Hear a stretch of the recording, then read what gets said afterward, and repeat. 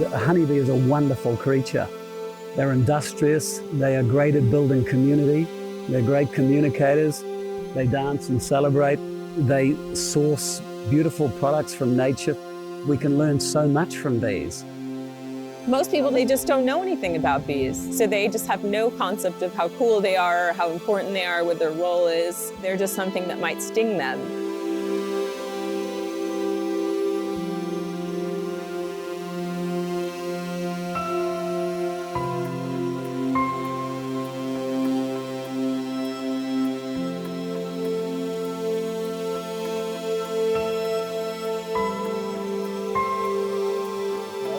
Back a bit, all of a sudden the bees are in their hair, you know, and then, oh, one on the leg, you know, and next thing, everybody's off, me included. Running. I jumped in the creek. They headed to the house with bees going up their big skirts, you know, so that was it. Yeah.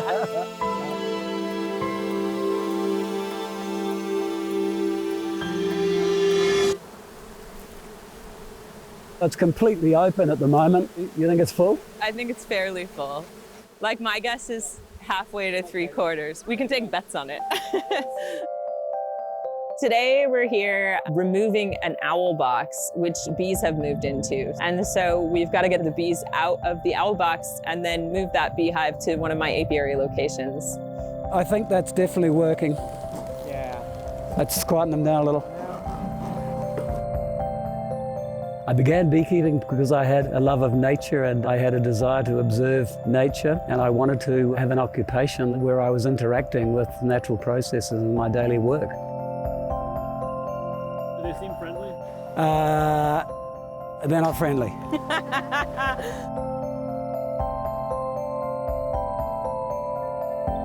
When I started beekeeping, I actually had just graduated from college with an art degree. I ended up in this office job that I really hated, and I was stuck inside all day and I was kind of chained to the computer. I wanted to be outside, I wanted to be connected with nature, and I started beekeeping just as a hobby, just to save my soul, basically. I'm not the person you picture when you picture a beekeeper. People look at me and they just wouldn't believe that I'm a beekeeper. Especially when I first started, they're just shocked.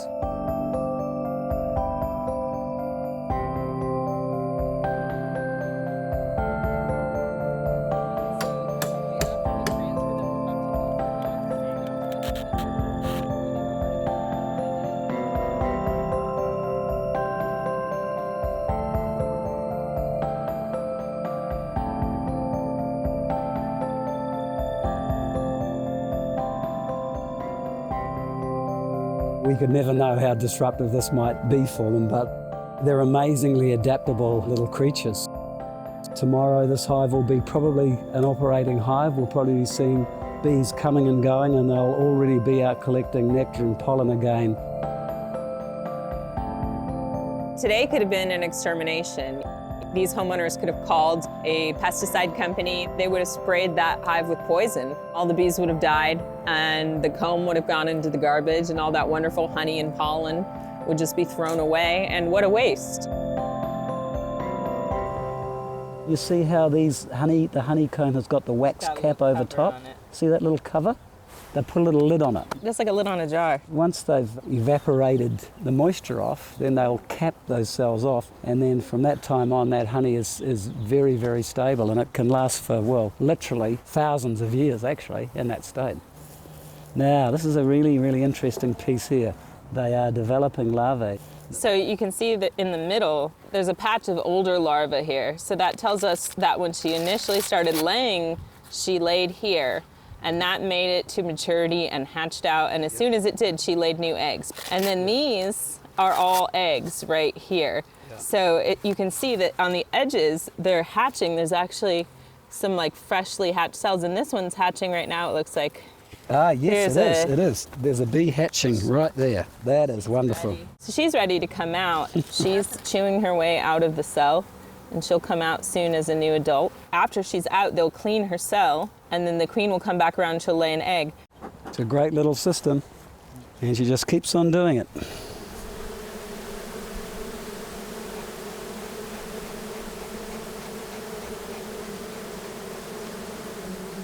This hive is being deconstructed before their eyes.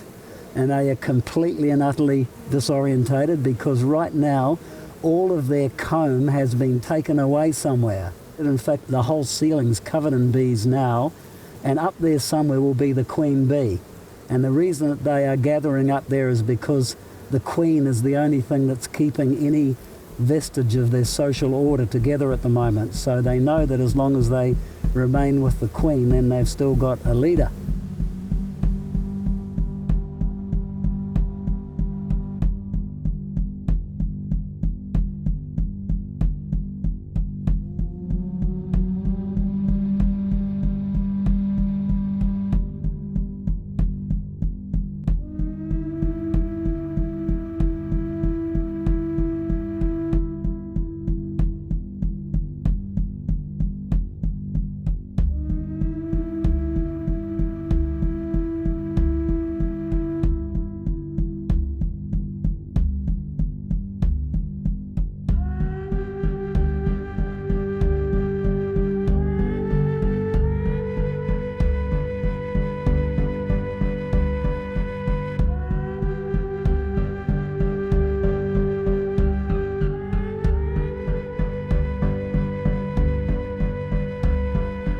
Bees communicate through scent. One of the scents they use is called the alarm pheromone, where they alert each other, hey, we're not safe, we need to put up a defensive attack.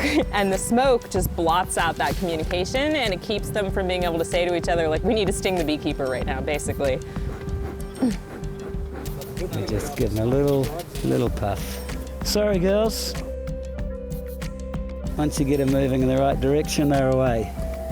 There they go. Be very, very careful though. They're gonna fall at some point. So those were all the forager bees who were out getting pollen and nectar. When they came back to their hive, it wasn't there. So they didn't know what to do, so they just clumped up on the pole and on the ladder. So we just carried over the ladder and connected them with this colony so they can start finding their way over here. I think we're good now.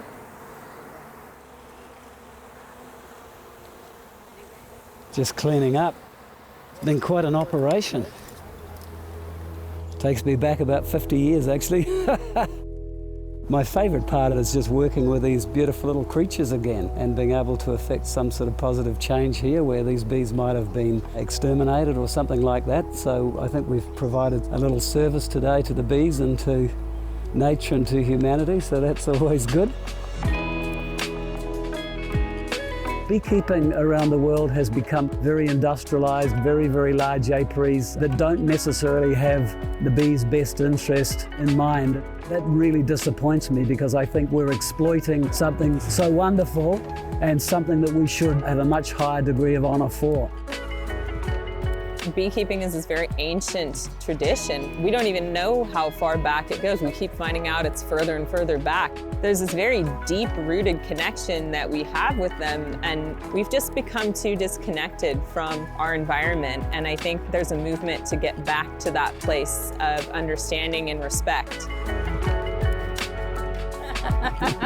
Yeah, well, I do think there's like a hive mind energy when you're a beekeeper where you say a lot of the same things and you come up with the same ideas sometimes too. And so there's this kind of connective energy between all beekeepers, it feels like. You could pluck us from any part of the world and we have a connection, and in a lot of ways we're really the same. I feel like I've known this bee all of my life.